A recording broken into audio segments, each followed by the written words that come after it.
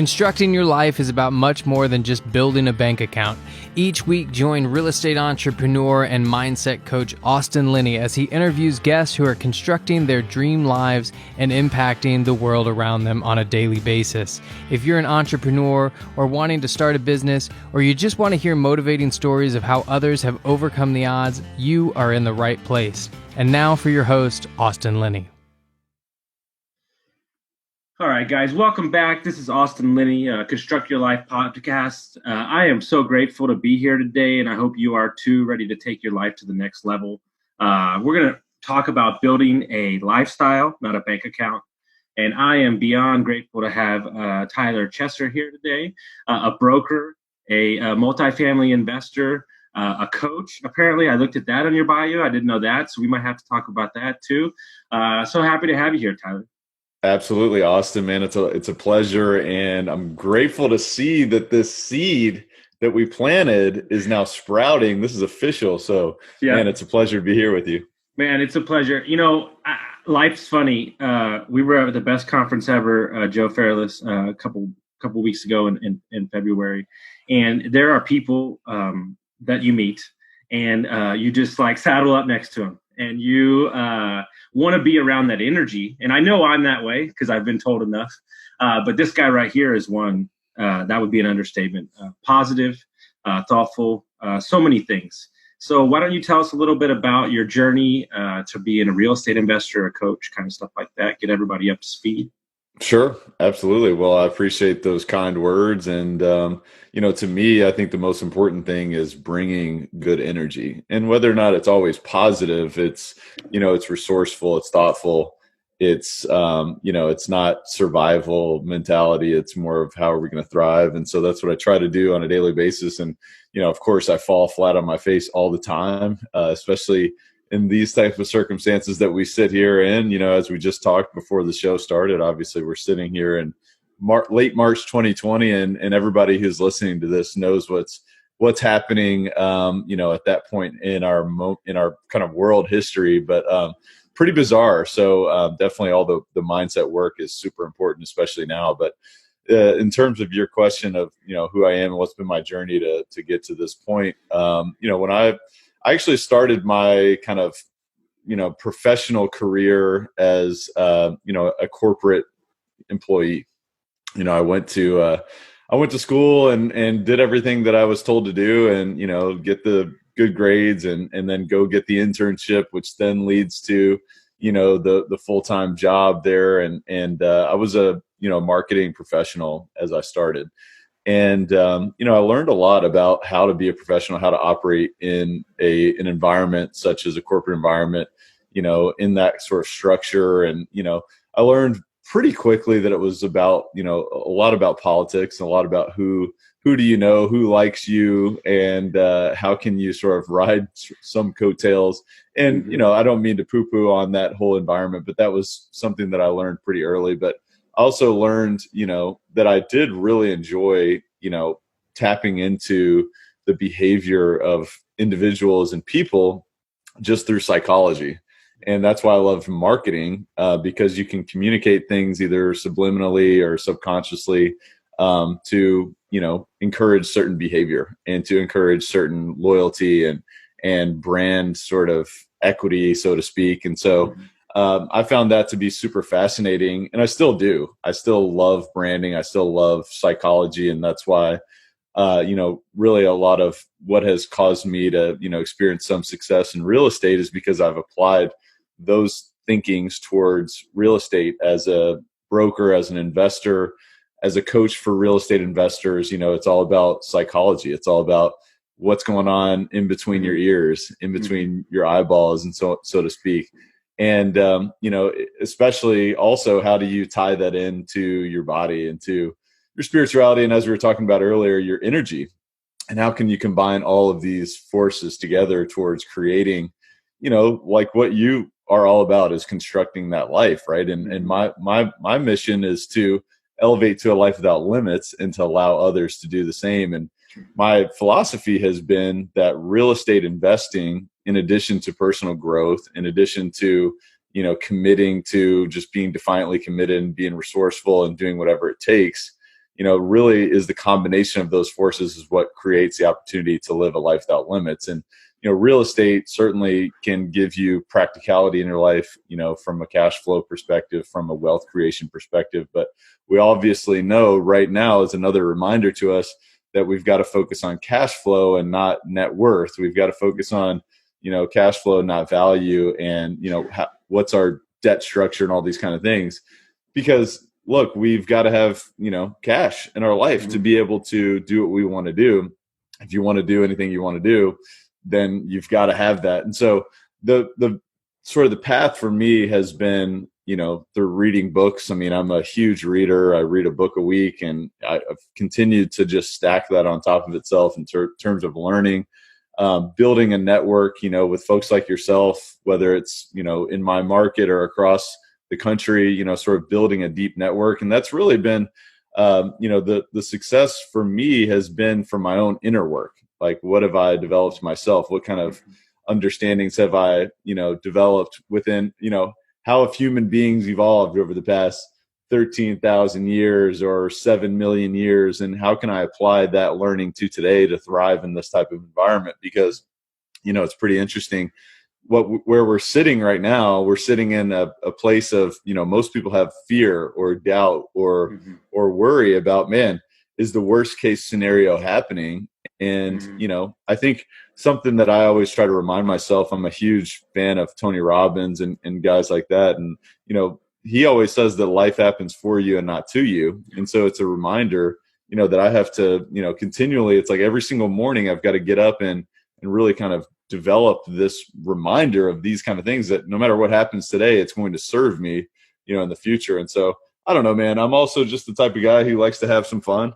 I love to travel. I love to meet new people, have conversations like this. And I don't know, man, I don't know if that answers your question, but that's a general start to the conversation. That was great. I'm definitely going to steal that life without limits thing. That's my new thing right now. I like that. For sure. Me too. I was a psychology major as well, and spent 20 years behind the bar. So if that's not psychology, I don't know what is. There you go. And I think, what you said there is perfect. And I think there is a vehicle, right? Because I think if I had to guess, because I think you're a lot like me, really the most joy you probably get out of is the coaching part, is the travel. Because 100%. Me too. And so there's something I'd like to be doing, and then there's a vehicle to get me to where I want to go. Yep. And what was it? First of all, what was it, and how long did it take for you to switch from, okay, I'm doing marketing, I have a great job, and then I'm going to throw all that away and bet on myself, right? And what was the time frame? How long did that take? Were you doing some side work as you were doing it? Did you just jump all in? Like when you have somebody like somebody that's listening right now that has a job, they're making good money, but you've made a choice, a harder path to go out it on an own. What did you tell yourself when you made that move? Well, it's interesting because I didn't think it was a harder path going into it. And I'm glad that I was dumb to realize that it wasn't a harder path. But at first I thought it was the easier path because, it was interesting looking back, like I got pushed into it. And this is another example of life happening for you and not to you, because in that circumstance, I was having some challenges, some practical challenges that most of your listeners probably have faced at one point in time. How am I going to, number one, how am I going to pay my bills, or how am I going to get beyond just thinking about paying my bills, right? Mm-hmm. So when you have unexpected things happen in your life from a bill perspective or from a financial perspective, you start to feel pressure, right? Mm-hmm. And I felt that, early on, probably, I'd say 3 years into my corporate journey, I started to think, all right, I got beat down in the beginning because I thought I have a college degree, I'm valuable. And I came in and I clearly, my value was not reflected in what I was actually valued from a financial perspective from the company. And so I had to swallow my pride there a little bit. But over a few years, I started to think, all right, well, wait a minute. Now I'm starting to actually be valuable. But things were happening in my life that were unexpected. I had, repairs and things happening to my house, that I'd purchased, and it really started to compound on itself. And so I started to feel very sort of squeezed from a financial perspective because I was crazy. I mean, literally crazy things happened. I had a bee colony was built in the side of my house. It was 30,000 bees that I had to cut out of the wall. And this wasn't even that expensive of a deal. It was just like exhausting trying to figure out, like, got to get a beekeeper over there. You can't smoke them out because they're endangered, blah, blah, blah. That was one thing that happened. I had, pipes breaking under the garage. You had a jackhammer up the garage, do the same in the front yard. I had a huge root that grew into the main electric line coming into the house. So the only reason I say all this stuff is because it was like, dude, it was totally life happening. And it was like, all right, am I the victim or is this going to create something new for me?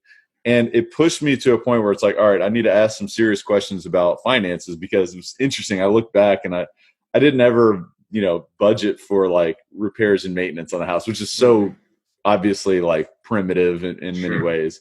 But as I started to recognize that this was just a reality, I was like, all right, let me just figure out how do I earn more money, and I would go to my boss and basically say, hey, look, it's time to recognize that, an increased value here. And, I would get the raises. I would get, 2-3% sort of cost of living raises, but I never got anything substantial that I felt that I should or needed, frankly.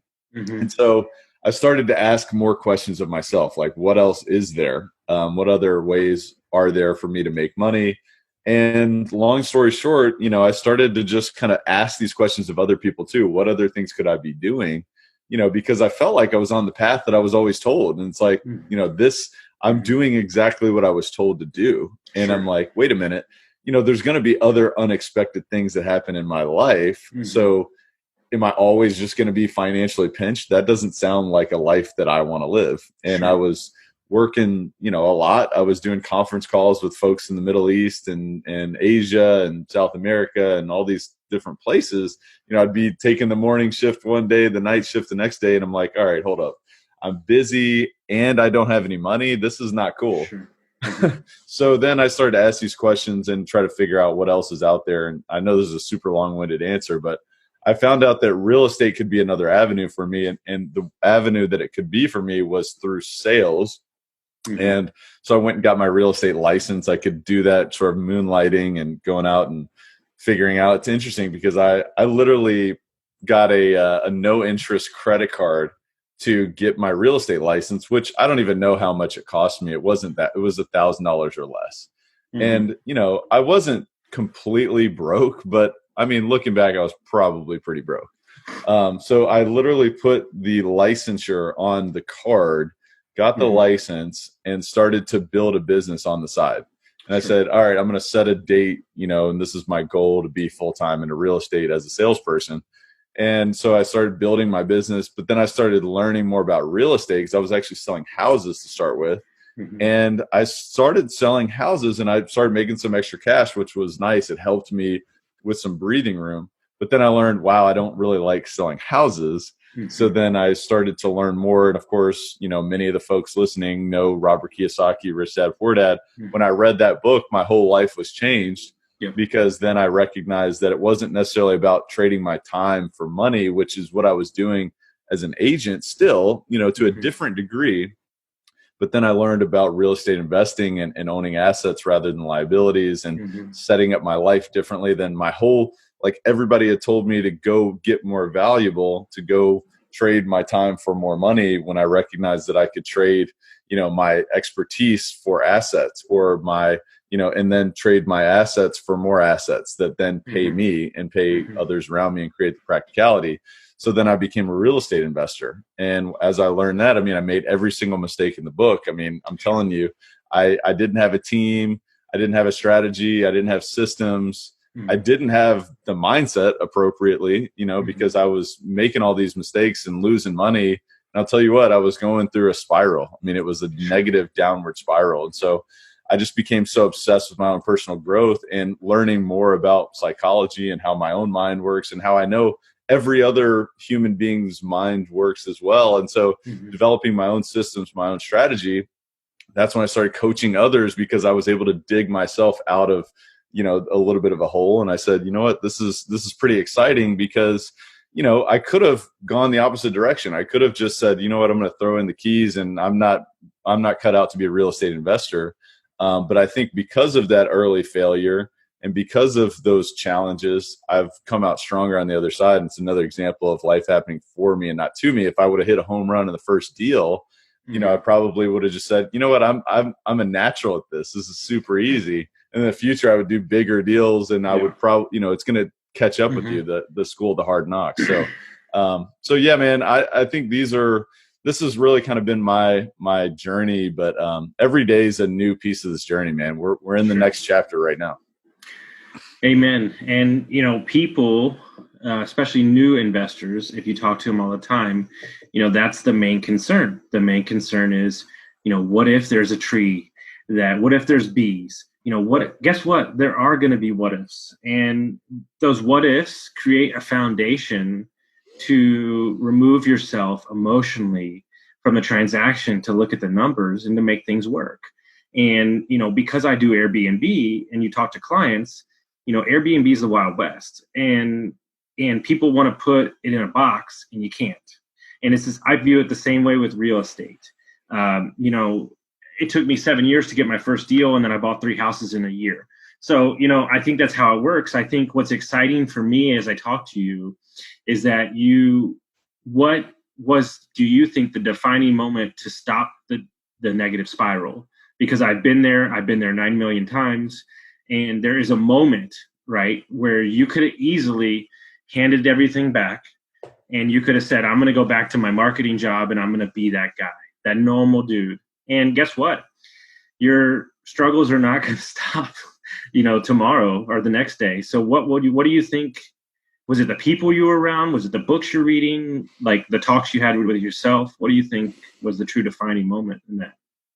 It was definitely all of the above, because I think, I think there's not just one component of your own personal growth that is like the silver bullet.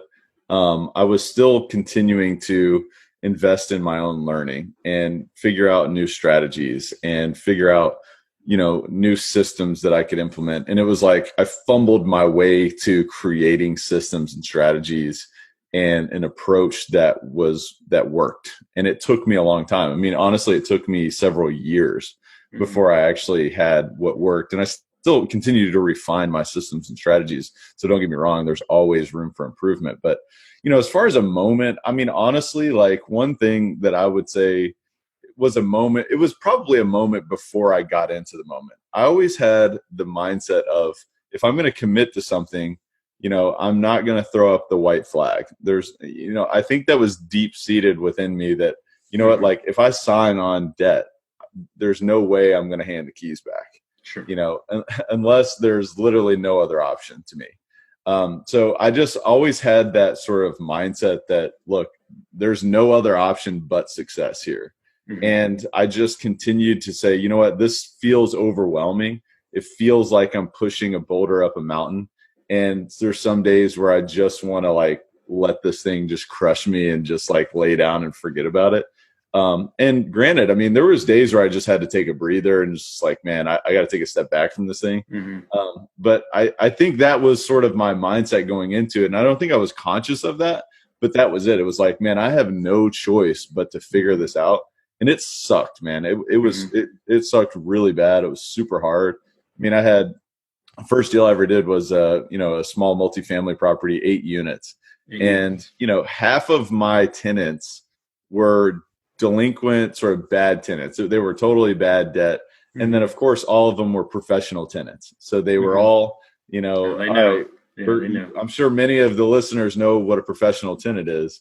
And so when I bought that property, it's funny because like I read in every single book. So this goes back to the reading. You have to mix book knowledge with street knowledge and real life knowledge. Mm-hmm. And this gave me both of that from a micro perspective. But, I read in the books, it's like, man, you've got to evaluate the deal and look at your cash flow and what does that cash on cash look like? And what is your year one cap rate and what's your strategy for adding value and all these different things. Mm-hmm. And you had to throw it all up in the air when I bought that property because half the tenants were like, it was a loaded rent roll. So I basically got, screwed over by the seller. So I bought this deal. Half the tenants weren't paying rent, so I had to file eviction on them.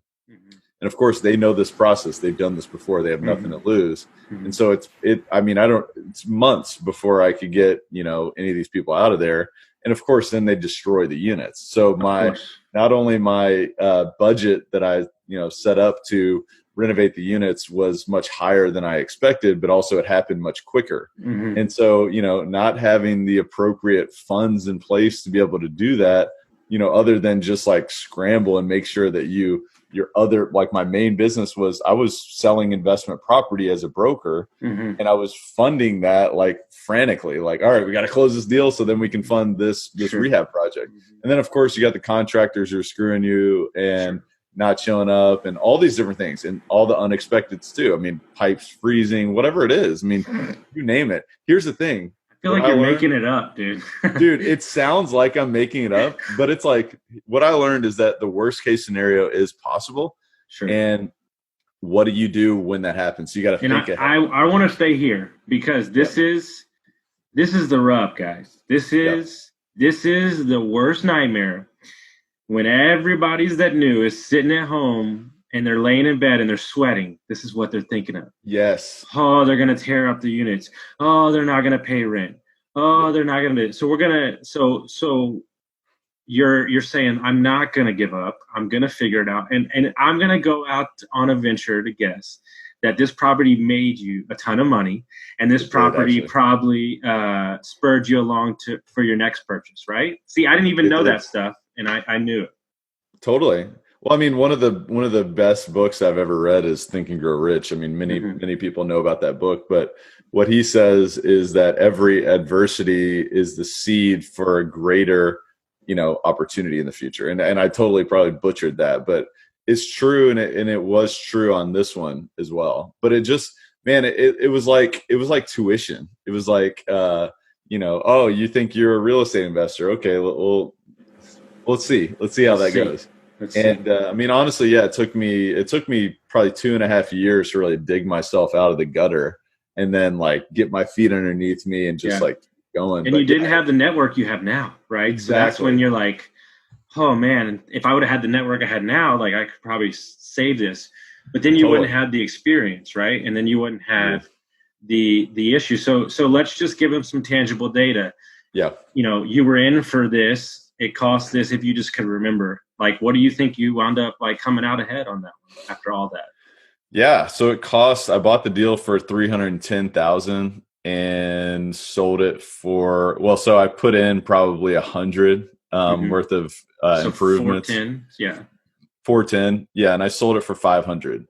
So, I think it was fine. I mean, it worked out, but here's the thing. I mean, did my whole life change from a financial perspective? No, but it absolutely was a win. I mean, if I look back, the IRR was tremendous, including, I was able to get the deal to cash flow over the period of time as well. And obviously all the other benefits, but the biggest, most valuable piece was my learning, my experience. Sure. And then obviously just being in the trenches. I mean, it's so different to learn by doing than to learn by reading. And I still believe in both. I still read every single day. But it's a matter of how do you apply? Like, if I'm going to read something, it's like, well, what can I do with this today? And then do I get the same feedback that I expected? If not, what do I need to do different? And so, yeah, man, it was a great experience. And it's something I didn't want the entire time. Like I didn't want to go through any of this. And I heard somebody say this, about a year ago that said, it's not personal growth if it's easy. And I know that's true because, a lot of times you want personal growth to be like this pretty, nice little thing that fits in the little box over here. But I tell you what, man, it's a matter of like, how uncomfortable are you? And I know looking back that the discomfort that I experienced for a long period of time was what kind of allowed me to go the other side. And I've acquired more and more deals ever since. And I know now it's like, all right, what do we do in this scenario? Have we budgeted for this? And I know my pro formas are a lot different than they were then. So yeah, it was an interesting experience for sure.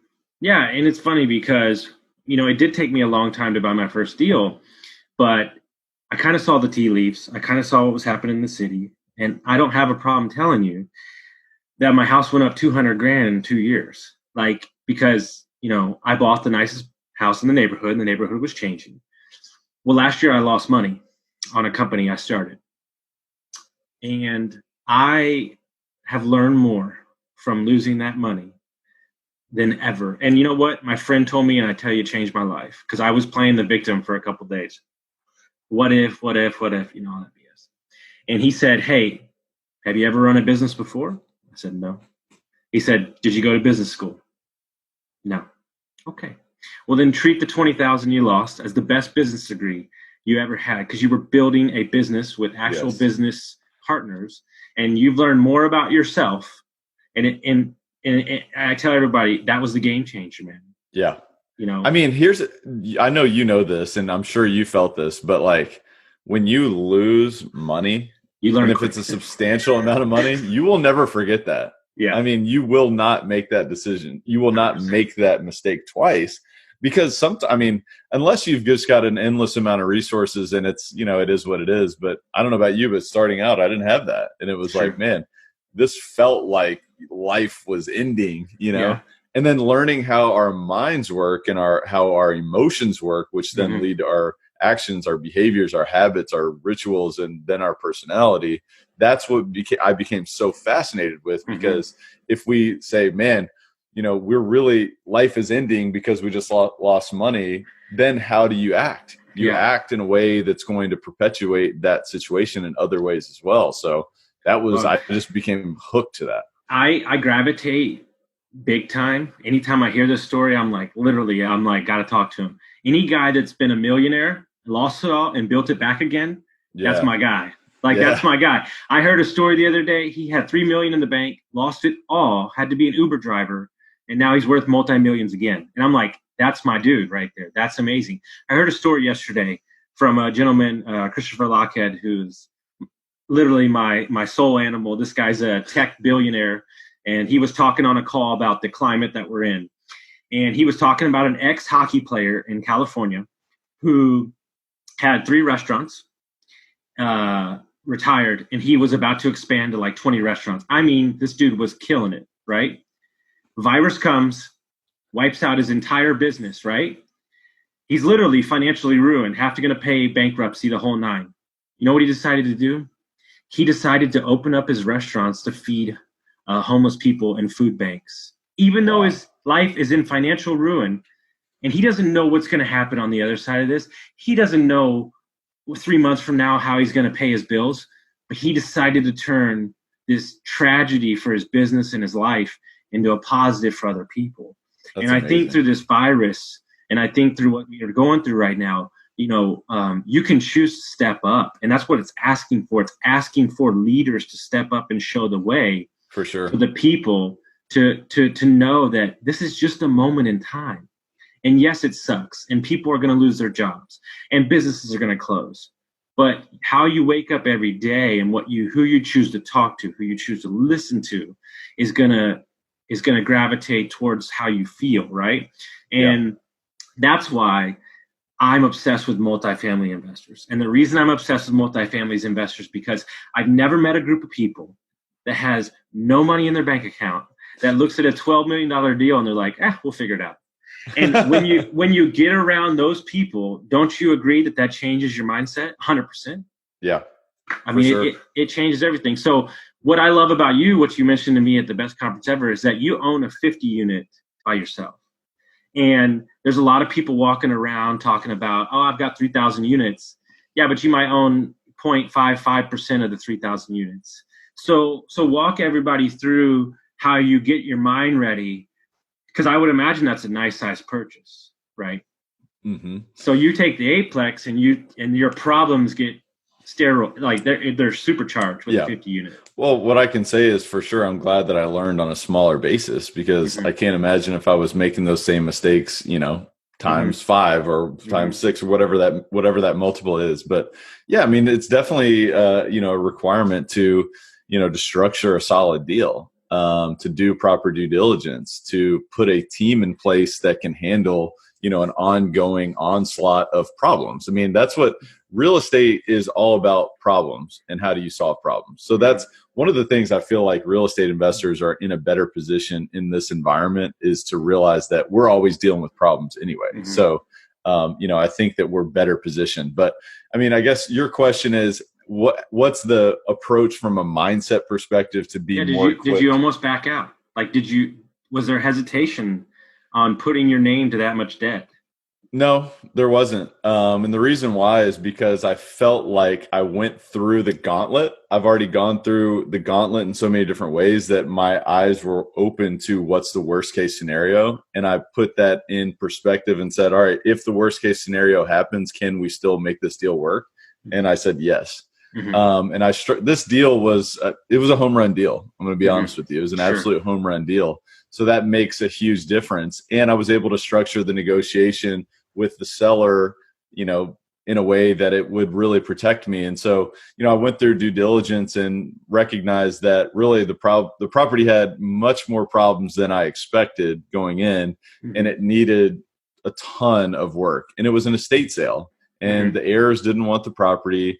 They had their managers were stealing from them. There was all these problems happening. And so we said, look, man, take it or leave it. But this what actually needs to happen if we're going to do this deal. And I was able to receive a credit for, renovations of the property that were really very much needed. I mean, there was 10 down units. There was, sewers backing up in half the units. There was electric problems. All the windows were shot. The roofs were shot. Trying to think what else. The decks. But I would venture to guess that 50% of investors are going to walk away from that deal. So how did you tell yourself, like, look, this is gonna suck. we're gonna work through this, but this is the deal that could change my life, and you have to be ready to step up in that moment.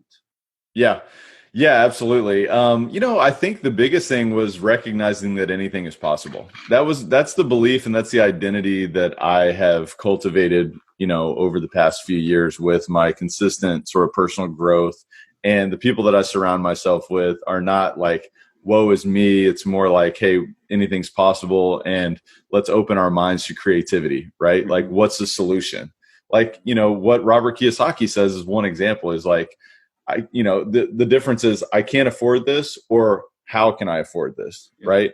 So the question is, all right, I can't fix this situation, or how can I fix this situation? How can I put resources together to make this happen? So that was my belief, and that's been my identity ever since. And so when I have a challenge, like when I was doing the deal, it was like, dude, the original terms of this deal do not make sense after we now have a full understanding of what's going on. And I'm not the type of person who retrades deals or that kind of stuff.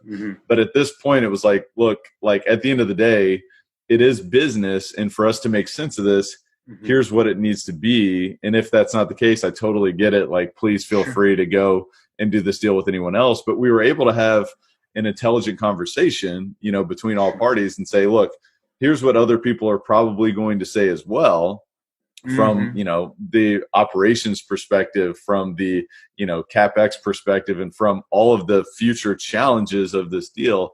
And so, do you want to work it out with us? If not, it's totally fine. I mean, like, we're not making you do this, but does that make sense? I mean, that's kind of how I look at it. It's 100%. And what I think people get wrapped up in, and this is something I'm on hard. This is my new kind of battle cry, is I personally think that everybody's goals are BS. That's what I think. I think that they're saying they want to be a millionaire because it's the easy thing to do. They're saying they want to do this. They want this many units, right? And so people are not living their life from intention, right? I live a life of intention. I don't live a life of goals. And if your goal was to have 100 units in that year, whatever you say, would you have bought the deal because that was your goal, and you would have overpaid because that was your goal? Or would you live in intention, like, this needs to be a good deal? And people don't understand that the people that are going to be affected in this virus on Airbnb units and multifamily is because they bought lying to themselves about what the numbers were. And what I've realized in the lending world is that there is the dream world and there's reality. Let's live in a world where there's reality, right? And you're basically telling the guy, you're laying out options and you're saying, bro, you can have this conversation, or you can talk with me, a guy who's ready to close, but this is where we need to be because it makes sense. There's a lot of people that would be scared to have that conversation with the seller because they might lose the deal. Because I heard something the other day that's amazing and I live by it. Everybody's worried about what they'll give up by telling the truth. They're not worried about, they can't understand what they might gain. Yeah. And so you could say, oh, he's going to walk away. He's going to tell me to walk, get out of my way. Or you can lay out strategically like, hey, bro, you're going to be having the same conversation over again, or we can make it work. And at the end of the day, I think it was a win-win for everybody. Yeah. I mean, I think that your beliefs are, what show up in your world. I mean, I truly believe that. And I think that if you feel like, oh man, he's really going to, he's going to hate this conversation. He's going to, he's going to shoot this down. You're going to come with that energy. And that is likely what the scenario plays out to be. And so my question to myself is, hey, is this conversation going to be a drastic failure? Is this going to be the worst conversation I've ever had? But what if this does work? Not what if this doesn't? What if this, what if I fail here? It's, hey, what's the opportunity for all parties if this does work? And the thing I look about real estate is that it's not a real estate business. It's a people business. It's what kind of solutions are we solving with the vehicle of real estate? And so kind of parsing out the situation and thinking through it, all angles of this, it's like, all right, the goals of the heirs of this individual are to get out from under this challenge, right? They've got managers who are stealing from them. They've got, utility bills, which are atrociously high. I mean, absolutely crazy. I mean, negative cash flow. So it's like, all right, can we identify what their outcomes are? Can we identify what my outcomes are? My team, folks are looking to solve a problem here to earn a living, so on and so forth, and match those up and then sort of structure a deal that gets everybody to where they want to go. That's one thing that I think people forget about a lot of times when they're negotiating, is that not everybody's model of the world or outcome is the same. Some people want something different. And obviously you can still have mutually beneficial outcomes that are similar.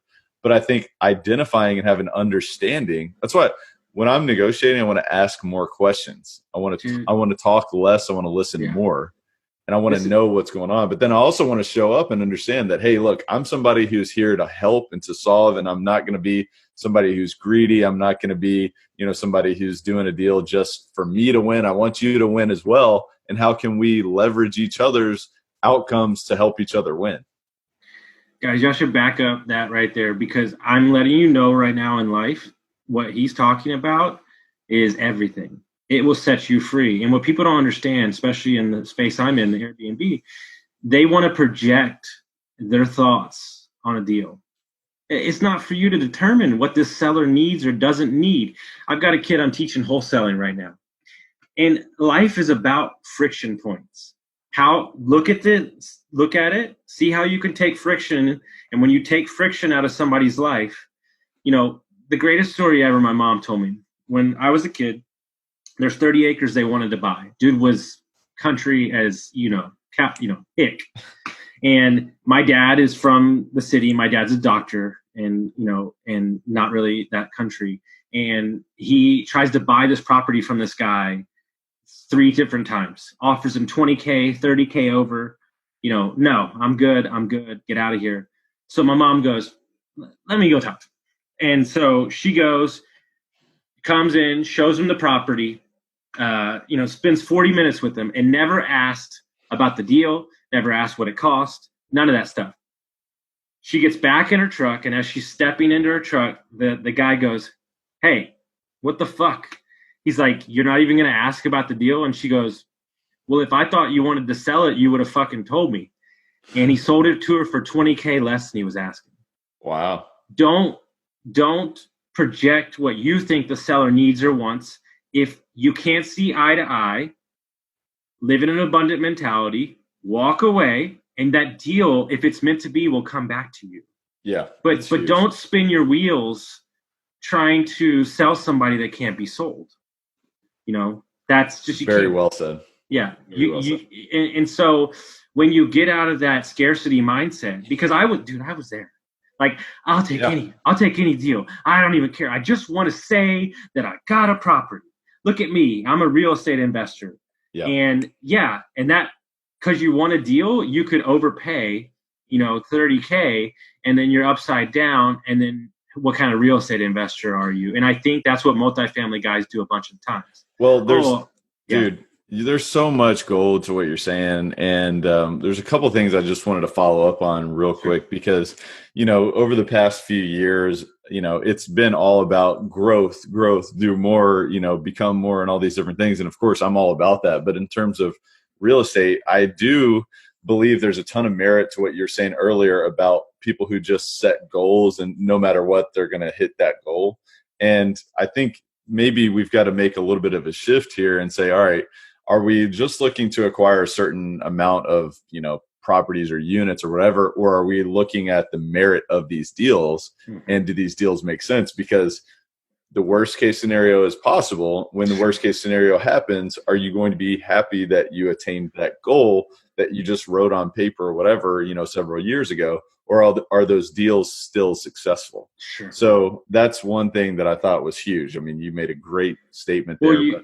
You get in that with multifamily, and you get in that with Airbnbs. And how great is it for me to say I've got 65 Airbnbs I manage, right? Yeah. But you might have 40 that don't make you money, but right. You can say you have 60, right? And so, and here's the rub, and this is what sucks.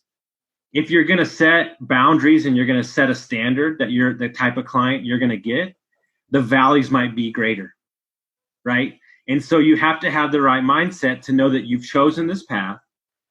My core values live in here, and I'm not going to operate outside of that. And by setting those boundaries, one of the great quotes I said, by setting boundaries, you show people where the door is. And I think that you recruit and you bring in your life the type of people that you want over and over again by setting boundaries and not just taking every deal, taking every client. And I'm sure that's what you deal with on a daily basis as a broker, I would imagine. For sure. And I mean, the other thing I just wanted to follow up on is just the scarcity versus abundance too, is because, that perspective has got to really permeate your being. It's got to permeate your identity, because at any moment, your survival brain is trying to tell you that there's not enough resources. There's not enough time. There's not enough deals. You got to do anything it takes to get that's right in front of you, because you never know, maybe there's never another opportunity that comes. Or your mindset could be, hey, you know what? Everything is coming to me at any moment. Everything that makes sense, that works for me, is available to me. And so I can be patient. I don't have to, go back and sell a seller that doesn't want to sell to me. There's always another opportunity around the corner, or there's a reason why that deal didn't happen for me. And if it is supposed to happen, it will come back. And so I just think that it's just so important to remember that, there really is an unlimited amount of opportunities and resources out there if you believe that, and if you have the perspective of that, because your reticular activator sees what it thinks. And if you think that there's no other opportunities out there, that may be the case for you.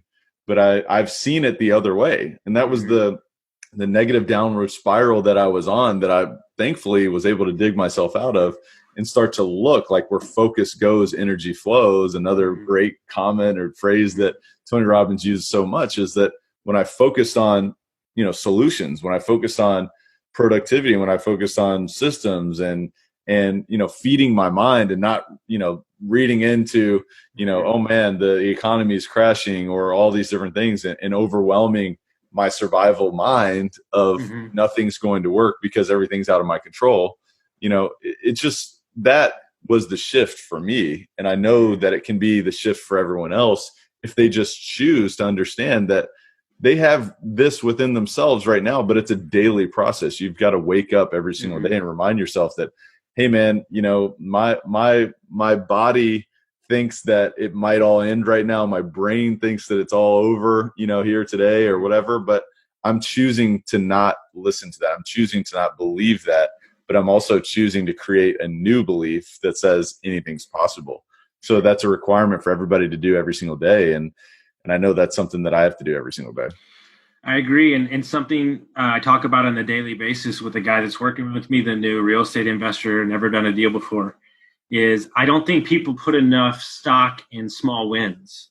And, like setting goals that you want, but being obtainable to get that momentum, like we talked about before we got on the call, that momentum, those wins over and over again. And you're going to have a down here, and but those little bitty wins you're stacking daily basis. And that's what I'm finding with the Ironman training, is that it is a pure ego ripping apart your soul. And you have to take and you have to get in every day, and you have to put in the work. It's the same thing, guys, with reading. It's the same thing with learning. And when you surround yourself with the people that me and him have, your net worth is your network. I mean, it is the truth, man, because he said something to me yesterday that was very interesting. His brother finally said, listen, bro, I'm so sick of you like whining and complaining. Do you know anybody? This is what he asked him. Do you know anybody that makes 80 grand a year? He goes, no. Do you know anybody that makes 100 grand a year? No. He goes, well, you're in the wrong circle. Done. And he's like, boom, get out. And he's like, oh, it was just because you can be around those people that play victims. And I refuse I'll just stop them right mid-sentence. I'm like, okay, so we can talk about this for the next hour, or we can actually come up with solutions. I'm sure you deal with this on a daily basis with the coaching, right? Yeah, absolutely. I mean, here's the thing. That's, I think, the natural state of most human beings is, nothing's possible, or, negativity or whatever. Because, if you study evolution, that's how we survive to pass on our genes, because the harshness of the environment that human beings have come up through over the past millions of years has required that. But guess what? Today, we're kind of evolving to a higher state of being, in my opinion. And I think to get there and really to do what's truly possible in this world, you've got to disassociate with that identity.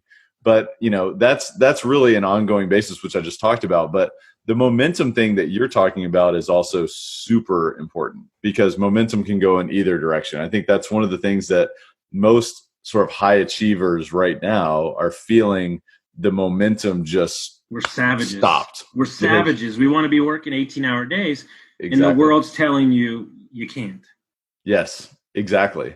And, I see this with my coaching clients all the time as well, is that momentum breeds more momentum in whichever direction. And so, I think you mentioned a very strong point in that it doesn't have to be huge things. You don't have to go out and acquire $100 million deal to gain tremendous momentum.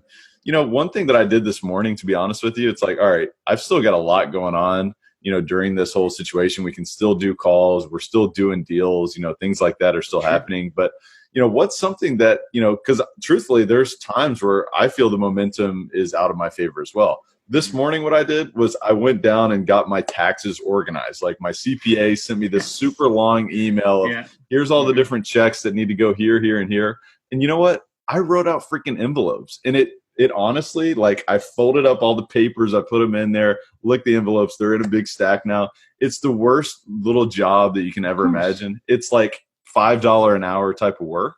But you know what? It gave me some momentum. It's like, you know what? That is now organized. And now I can move on. I can now focus on this. And I can also check it off of my list. It's like, all right, now I can move on to the next task. Sure. And what's more important, obviously, So I think the other thing with momentum is you have to take an inventory of your own energy too. It's like, how are you feeling? How's your energy? Sure. If you have high energy and you're feeling like your greatest version of yourself, like for me, it's all about having a conversation. It's all about negotiating a deal. Like, that's my best output, right? It's building a relationship, those kind of things. But if I'm low energy, I probably need to do a low energy type of task to create some momentum. So you have to have that sensory acuity. And this is something that I tell my clients all the time, is you've got to read into the situation yourself and understand, am I in a hustle or am I in a flow state right now? Because there's times where you need a break too. You got to take a step back and take a breather. We're not meant to work 18-hour days. I mean, I know that is for sure. How can you work smarter and not harder? But having this understanding, I think, is really what, allows people to be more effective, because the momentum is one of the most important things, in my opinion. Sure. The more that you can do, the more that happens, and it all starts to compound on each other. So that's why if you can create the effective habits on a daily basis, that's when it starts to really, it's like I was talking about the boulder earlier. I'm pushing the boulder uphill. Mm-hmm. Well, this is when the boulder starts going downhill and you start to run behind it, because it's like, man, I can't even stop this thing if I try. Sure. And it's 2 points. And the reason that 2 things that changed my life, and I know that you'll agree with me too. I had a habit for many years of blaming the outside world and outside around me. There's 3 things that have changed my life. 1, extreme ownership. I'm the root of every problem, and it's my thing. 2nd is momentum, likability. People want to work with those people. And the first is realizing that everything starts and ends with me. It's as simple as that. You can do all the work and learn all the tasks, but until you truly look inside yourself, and I realized that there's things that happen in my life, and there's a story that I told to myself that stacked on top of each other. Because I never took ownership of what I did in that moment. It wasn't until I took ownership that my life changed. And the second thing was, I decided at every turn, at every moment of every day, I'm going to provide as much value to somebody else as I can. And what I started doing, weirdest thing in the world, I don't even know why I do it now, but if I deem it necessary, if I deem that it's a good cause, I'll donate. And I'll donate money. And it's like, I never was that guy before. Not that I didn't help people, but I didn't do it as much as I do it now. And you say, well, I don't really have the $200 to spend. But I think it was Tony Robbins or somebody that said, if you don't give now, when you have no money, you won't pick up the habit later on. Yep. And you'd be amazed how much has come back my way, opportunities, things, because of that. And I can't explain it, but it's just, have you seen that in your own life? That's a great reminder. I think that it goes back to this scarcity or abundance mindset, because I think when you give to someone else, whether it's your own resources or time or attention, you're subconsciously or subliminally messaging back to yourself that I have enough. I have enough, I have more than enough, and I have enough to give to someone else. And the other thing too is that it's amazing what happens to yourself when you give. When you just give someone else your own time, your expertise, or of course money, then you start to realize, wow, you know what? Like, I have so much to bring to the world. Mm-hmm. And then your story that you're telling yourself transforms, right? Mm-hmm. So then also your behavior, your strategy also transforms in the meantime. So, it is kind of there's a scientific method, but there's also a little bit of a spiritual method as well, because as you mentioned, your likability. I mean, when you show up, as somebody who's giving and somebody who's willing to give without any expectation of return, I mean, people can feel that. Yeah. And that sort of energy is something that's like, man, I got to have this person around. I really want this person to be around me. And I can't tell you exactly why, but I just feel like they mean well. I feel like they're here to help. And so then more opportunities come your way. And yeah, I've absolutely seen that myself. And, it's one of my biggest goals this year is to make sure that I get into more of a habit of giving. And it's not because I want to just receive more, but I know it's the right thing to do. And I know that, giving is better than receiving, but this is the other side benefit of giving and of contributing, is receiving more. I 100% know, and I've been told by my mentor, and it's not always for positive. So I digress, but he has told me that my energy and how I show up has got me into more rooms and conversations.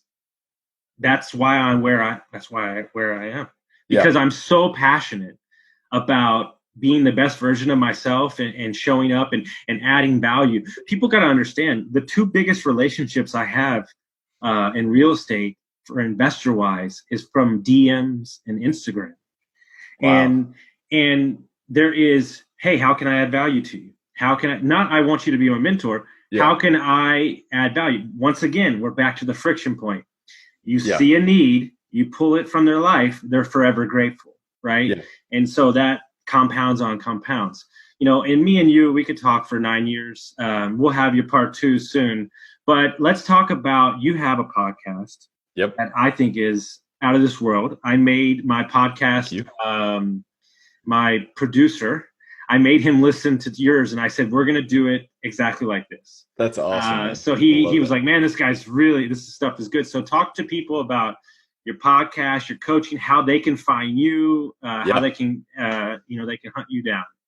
Yeah. Well, just a few things really quick. If any of your listeners haven't read the book, Never Eat Alone, I would highly recommend that, because it is all about giving without any expectation of anything in return. Okay. And it's about developing that network and developing, friendships, relationships. And at the end of the day, success, I think, in anything depends on your relationship with yourself, but also your relationship with other people.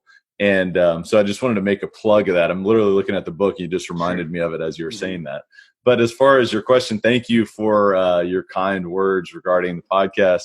It's called Elevate, and really it's all about elevating to a life without limits, combining real estate investing, successful real estate investing, along with personal and professional growth, and committing to constant and never-ending improvement, because I think the combination of those forces is what allows folks to live a life without limits. And we've had some of the world's top entrepreneurs, real estate investors, personal growth experts, coaches, you name it, on the show. And we talk about, what's the mindset, the habits, the routines, the systems, the tools, the strategies, the psychology behind elevating to a life without limits, because it is about combining those things. And so we distill that and we dissect that from the world's greatest individuals. And, like last week, we just had David Allen from Getting Things Done on the show, which many of your listeners may be aware of, but it's sort of a global movement on personal productivity. And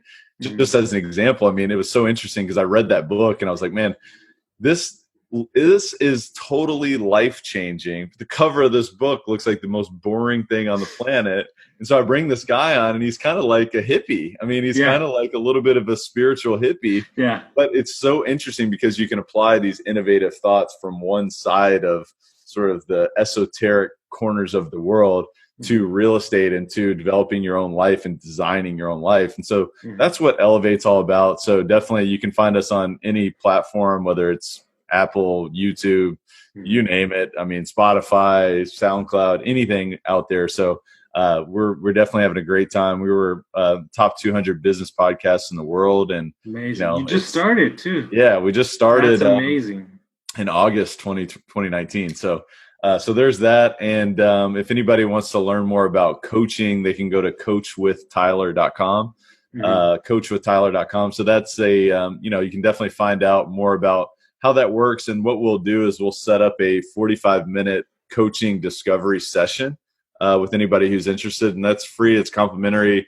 And, it'll actually be sort of an expectation of what they can expect, working with me one-to-one. And it's not like a big program where I put a bunch of videos together. This is literally tailor-made one-to-one service working with individuals. And it's really made for real estate investors. So folks who are looking to get from where they are to where they want to be, they want to get some more clarity. They want to develop the systems. They want to develop the strategies.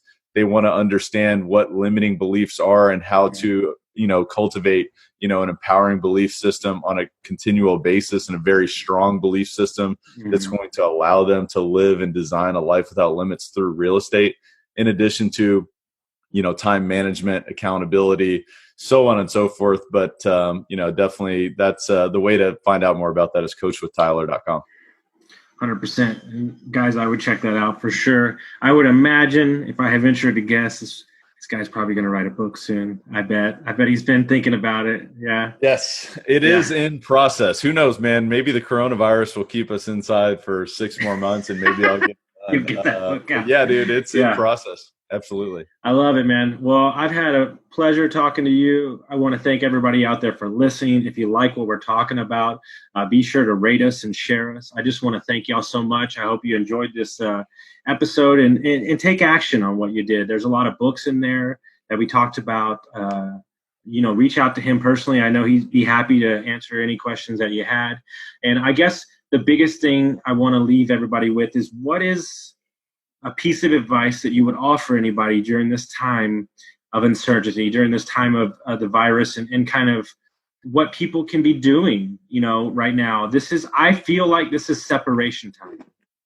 This is separation time where you can learn a new skill. You can bone up. You don't have the excuses anymore because you can't leave your house. So what do you think?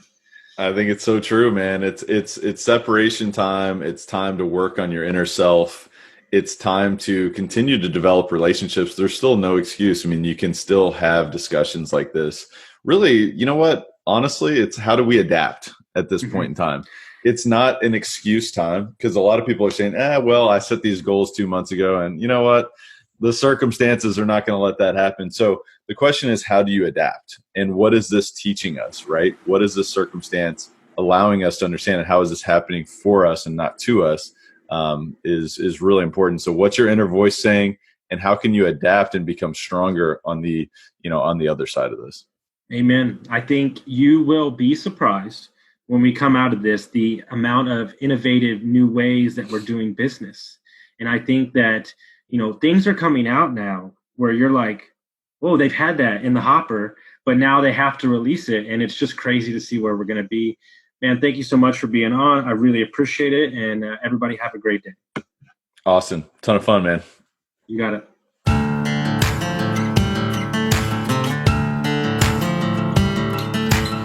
Thank you for listening to Construct Your Life with Austin Linney. If you enjoyed this episode, be sure to rate, review, subscribe, and pay it forward by sharing with a friend.